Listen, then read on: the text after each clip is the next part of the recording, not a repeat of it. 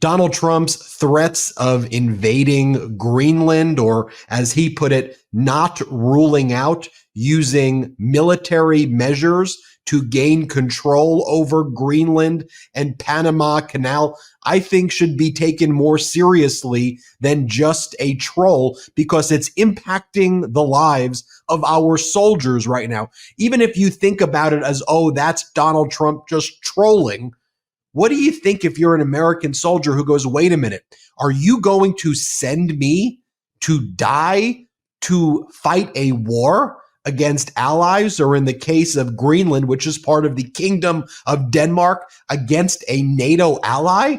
What's going on here? I want to get the take of an ex-Army sniper, Cory Hargraves. You saw the video I did earlier with Mr. Hargraves about his experience finding empathy after serving 2 combat deployments in Iraq.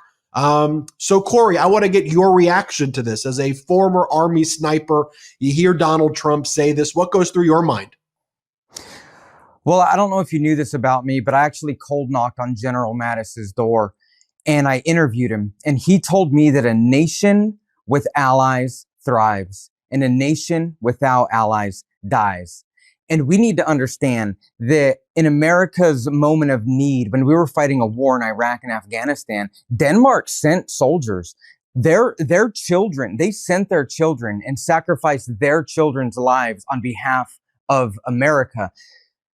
So the fact that we're even talking about military intervention against one of our allies is absolutely insane to me.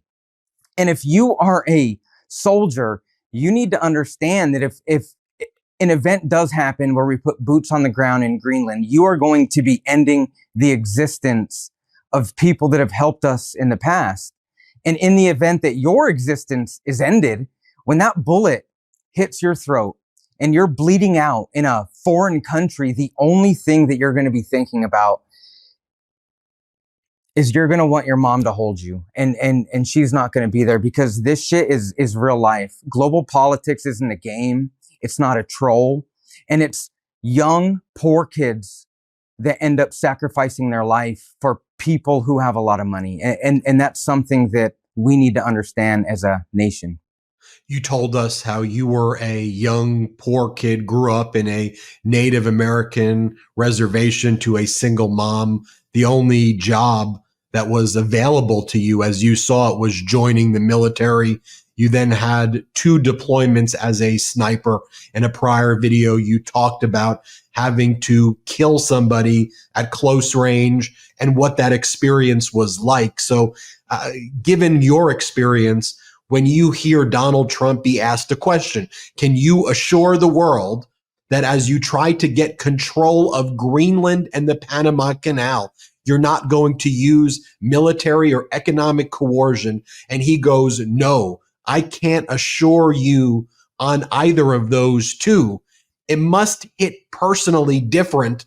And also to all of those new versions of you out there, the 18-year-olds from poor areas, and not just poor areas, the others who are being recruited, thinking that they're joining our military to do patriotic work and to fight for our country. You have Donald Trump, who never fought in a war, who avoided the Vietnam War, claiming 5 bone spurs. You have Trump's family never served a day in the military.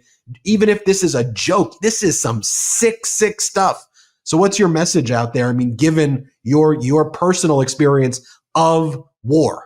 Nobody with the last name Trump has ever served in uniform in 150 years. John McCain was in a POW camp for 6 years in Vietnam. He was tortured for 6 years. And he came home and he was mocked by a rich, spoiled brat who was born with a silver spoon in his mouth. Because families like Trump don't sacrifice their lives or the lives of their children. They convince poor people to sacrifice their life on behalf of them.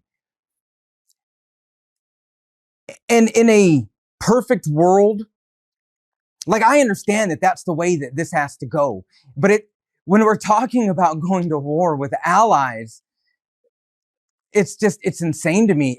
I have no idea how I am surviving as a veteran, where we're not talking about North Korea as our enemy. We're not talking about Russia, who is fighting Ukraine, who wants to join NATO. We're not talking about that, one of our public enemy number one. We're talking about going to war with our fucking allies.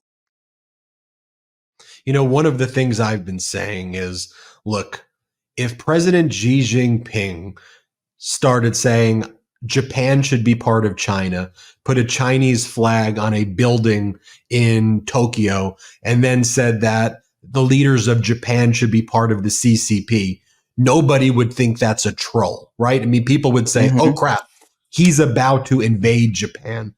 The fact that Donald Trump can say these things and it be viewed by many as, oh, that's just Trump being Trump or whatever, to me, that's a reflection of utter weakness.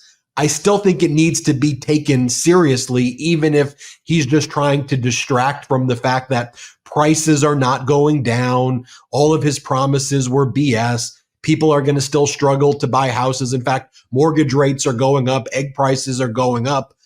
But the mere fact that he's willing to troll with real implications on people's lives, I would think affects troop morale, number one.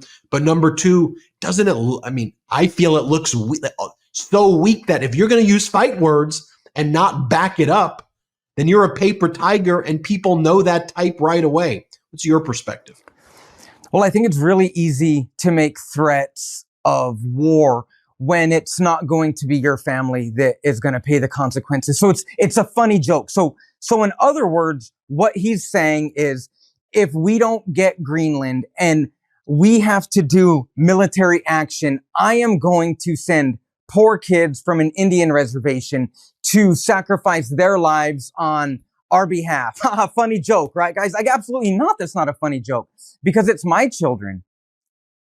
It's the viewers' children. It's not a game.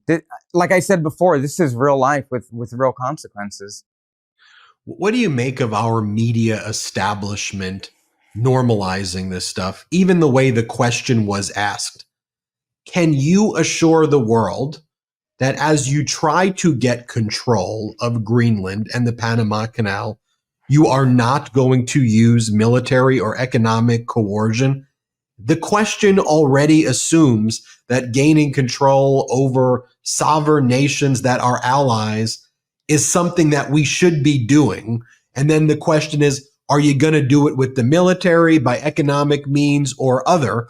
And let me just show you this clip as well, because this is why I think a lot of people are turning off corporate media, why they're watching the MeidasTouch network, why they're watching TikToks by you, just real people speaking real, because here you have this Democratic member of Congress on here, Representative Jim Hines.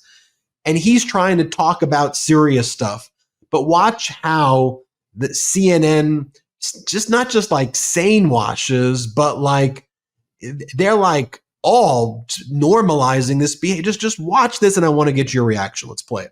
And taking Greenland from the Danish. Where's the economic message there? I certainly see your point about the economic message being a big driver for the election, but a lot of his supporters also just like that he bucks tradition, that he doesn't do what others do, that he's willing to throw stuff out there that may be controversial, and he portrays himself as a negotiator and a businessman, and a lot of his supporters frankly like that. A lot of his supporters frankly like what he threw out about renaming the Gulf of Mexico to the Gulf of America.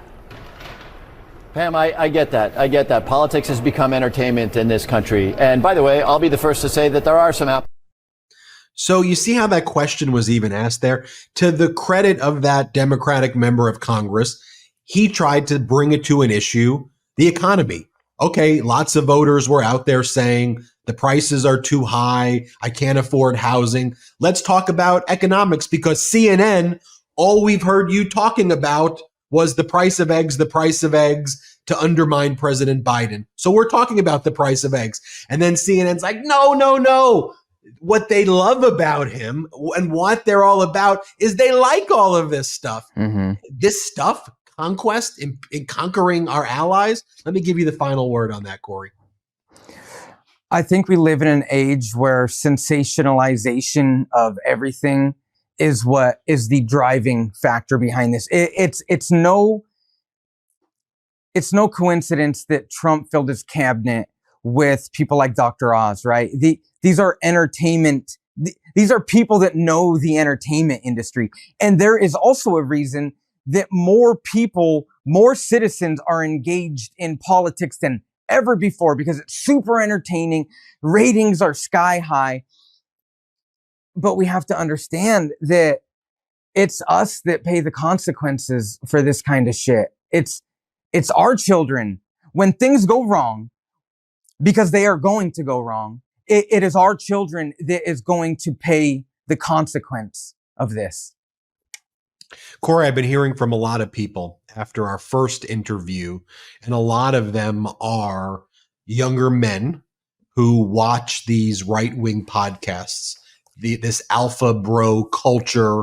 A lot of it's kind of disrespecting women, attacking transgender people, punching down, mocking disabled people. They started as gamers, and then they started getting introduced to these podcasts, and then they found themselves in this orbit. And they found your interview really interesting and appealing because all this alpha culture and this podcast space is kind of cosplaying the real life stuff that you did, doing 2 tours, 2 deployments in Iraq in war zones, coming back and having to confront that and live with everything there and deal with things that no one sees while these cosplayers are cosplaying you. So with all of this, I always think maybe when you and I do these interviews, you give a message to those kind of people out there who are in the colleges or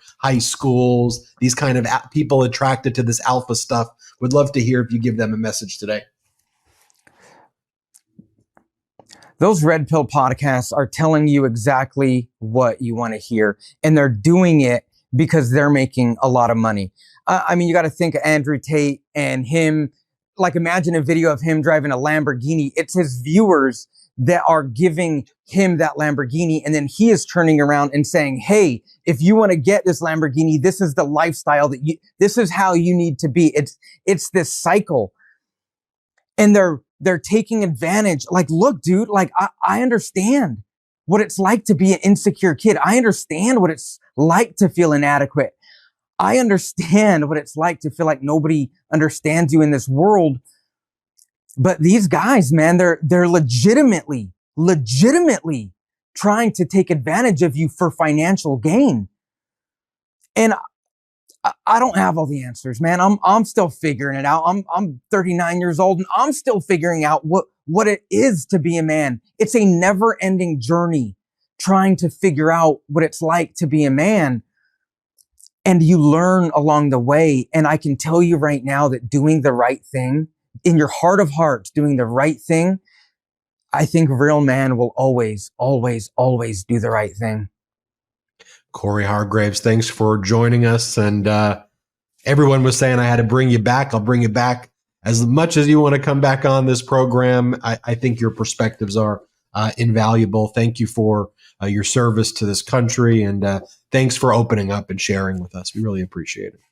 No problem, Ben. Thank you. Everybody hit subscribe. Let's get to 4 million subscribers. Real quick, Meta just changed their algorithm to suppress political content. Please follow our Instagram at MeidasTouch right now as we head towards 400,000 followers so you don't miss a beat.